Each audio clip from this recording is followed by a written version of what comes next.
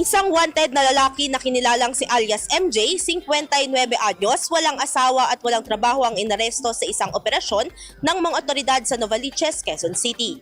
Ang suspek ay residente ng Catagaman Viejo, Tuguegarao City at naharap sa mga kasong panggagahasa at child abuse. Pinangunahan ng Manhunt Charlie Tracker Team ng Tuguegarao Component City Police Station ang operasyon, kasama ang mga kasapi ng RIU-2 Pit Cagayan South at sa pamamagitan ng koordinasyon sa Police Station 5 ng Quezon City Police District. Ang matagumpay na pagkakaaresto ay naganap sa pamamagitan ng mga warrant of arrest laban kay MJ para sa 2 bilang ng panggagahasa at isang kaso ng child abuse na may kaukulang piyansang 200,000 pesos.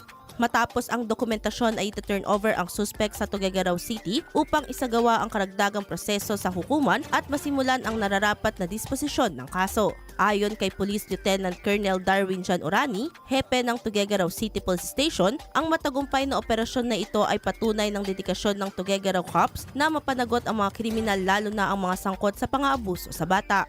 Si MJ ay nabisuhan ng kanyang mga karapatang konstitusyonal alinsunod sa Miranda Doctrine bago siya dinala sa presinto. Patuloy ang PNP Tuguegarao sa kanilang layunin na tiyakin ang katarungan at mapanatili ang kaayusan sa kanilang komunidad, partikular na sa mga kasong may kinalaman sa pang-aabuso. Idol, nanunuyo ba tumihina ang elasticity o pagbanat ng balat? Bumababa ang fat level sa ilalim ng balat, gayon din ang collagen availability sa katawan? Kaya naman 50 pa lang mukha ay kulubot na. Para mapigilan ang mabilis na pagtanda, mag-DTX 500 na. Pinaparami ang cell regulators gaya ng retinols, peptides at growth factors para sa collagen metabolism and production. Sa DTX 500, hindi lang balat mo ang magiging makinis kundi ang selula ng iyong buong katawan.